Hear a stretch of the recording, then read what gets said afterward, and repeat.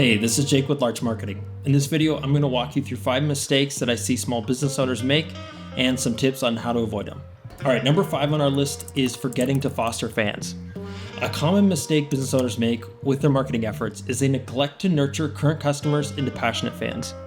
And while retargeting campaigns maybe don't have the same curb appeal as, say, a big billboard ad, they will often be dollar for dollar some of the best marketing you invested. This is because once somebody becomes a fan, they advocate for your brand for free and reach people in a way that you could only dream of. So how do you turn first-time customers into brand advocates? Here's 3 tips. Okay, number 1, create a disgruntled customer pathway. If you haven't had a customer drag your name through the mud, you just haven't been in business long enough. No matter how hard you try, you will inevitably disappoint some of your customers. And like a bug in your salad, that one upset customer can undermine the impact of many fans. Catch displeased customers early with a negative feedback funnel that provides an avenue for the disgruntled to privately make their complaints known to you, so you can settle the dispute before it becomes public. The second tip is to ask for reviews. Review sites like Google Business, Yelp, and Reddit can significantly influence someone that's debating between you and a competitor. Asking for a review in your automated post-sale messaging is an easy way to boost credibility and reduce the impact of negative reviews. Number 3, incentivize referrals. One of the challenges of nurturing customers into fans is that it's human nature to preserve our reputation. And talking positively about a brand always carries a risk of making us look bad.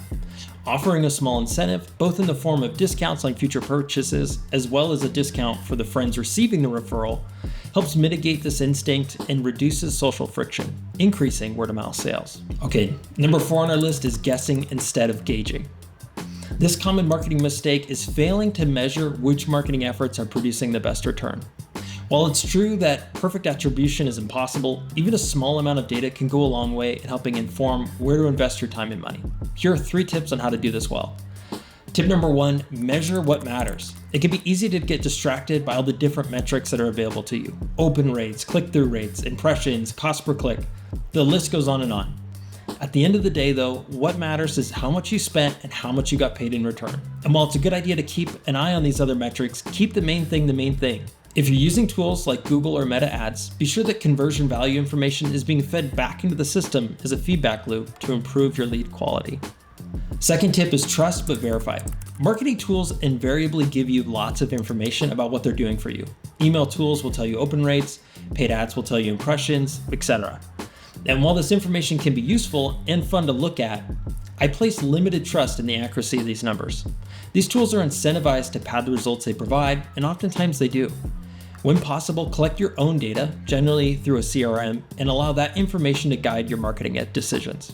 Third tip, spot check with surveys. As a business owner, it can be easy to get bogged down in the day-to-day of keeping your business running. And setting up attribution reporting can feel daunting, but you don't have to have everything figured out to implement surveys. Just ask a few simple questions. How'd you hear about us? What was your experience like? What would have made it better? Spot checking can help you uncover potential blind spots and will give you an idea into which marketing channels are driving sales. All right, number 3 on our list, blasting instead of building.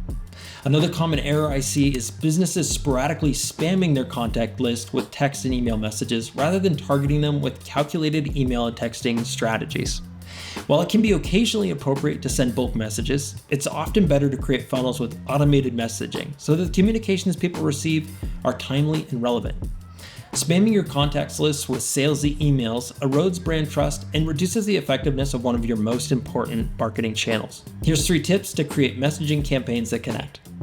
Number 1, automate your messaging when possible. Automated campaigns require more upfront work, but the payoff is that they continue to work for you long after you finish setting them up. Number 2, make sure your content is easy to opt out from. It might seem counterintuitive to make it easy, but not only is there a legal obligation, it also ensures your messaging is reaching people who actually want to hear from you. Going back to the point before about measuring what matters, what's important isn't how many people see your email, but rather how many people see that email that it generates interest from.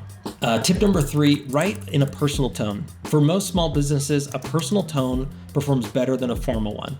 Consider sending your messaging from an individual person's email rather than a generic email address, and write to them as if you were sending them to one person, not to many. The effect will be messaging that feels relatable and not salesy. Okay, our second tip, forgetting it's free for a reason.